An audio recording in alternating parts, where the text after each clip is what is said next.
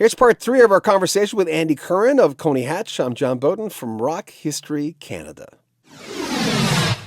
There's some great re-releases and new releases from Coney Hatch and Andy Curran as a solo artist. His Caramel project from 1998 is now available digitally. Leisure World from 2002 as well, and his self-titled album. That was from 1991. A lot of you probably know he was the A&R person for Anthem Records, and he worked with Rush quite a bit, and a lot of other bands. And Coney Hatch have just released Live at the El Macombo. Here's Andy Curran.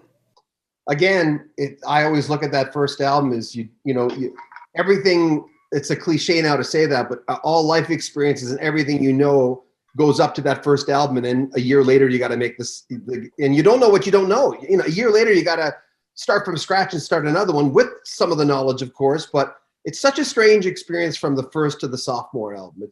Absolutely. And you're right. There is that cliche, you have your lifetime to make your first record, and then the stopwatch starts on, boom. Okay, you finish your tour, do another one. And that cycle of tour, write record, tour, write record. And your time to create is very condensed in between.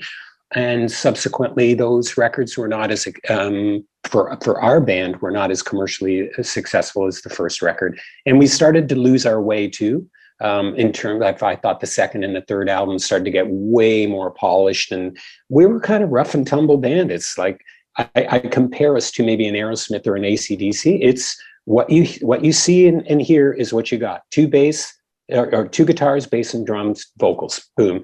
And then once you start getting into the studio and polishing that up and putting keyboards and layers of background vocals, it just started to get away from my vision of Coney Hatch. And as one of the co-founders with Dave Ketchum, I just started to see the direction changing. And after Friction, that was the demise, and an aptly titled record too. And that was the demise. You start messing with taking the producer out that found you and taking the original drummer out. And you can't mess with those dynamics. And many years later, I've realized that there's something special about that core, There's a thing I like about your solo stuff. It has, especially when you're doing the grungy oriented stuff, there's a lot of anthem-y kind of feel that you still have that. I can tell, like, you can take this out of the boy, but that old thing, I'm listening to that. I'm going, still got that kind of big rock feel, even when you were doing, and it's maybe more disguised than I thought. But I just said, yeah, that's still him, man. I still hear him in there. That's it. Well, and thank you for saying that.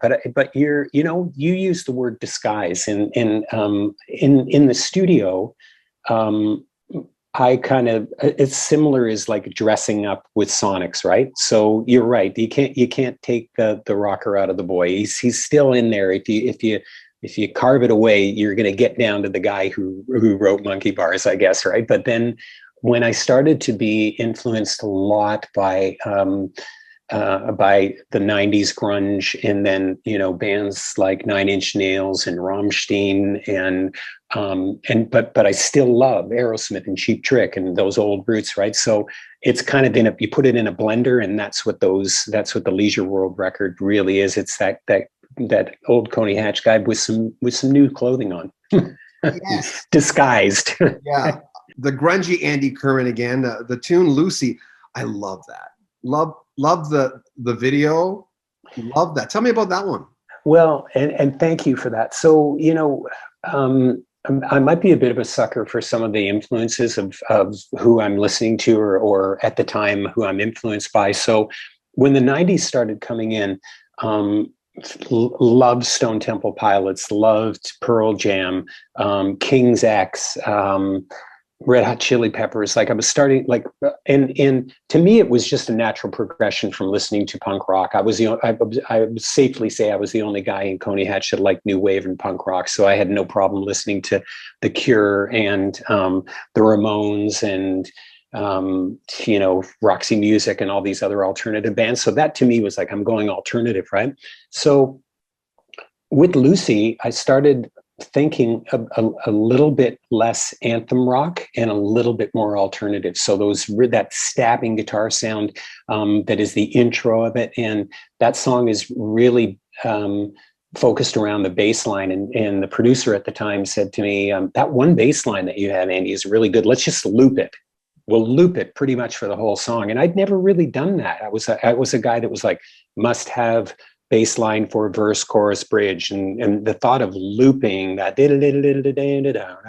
all the way through, and same with Lucy. So I approached the songwriting a little bit more alternative, but the bass line on that was inspired by The Beat Goes On. Anybody knows that, like the Sonny and Cher, just a very simple like down down down down down, and it's very much a groove oriented thing. Yeah. I brought out my old Hofner Beatle bass and had some fun with it, and just the producer on that really helped me strip songs down as to and not try to write anthem rocks.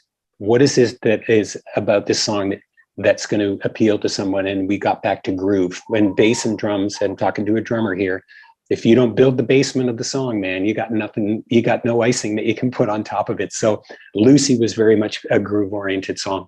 We'll have more from Andy Curran coming up in the next few days. Make sure you comment on our videos, subscribe to our channel, and share our videos. I'm John Beaudin. This is Rock History Canada.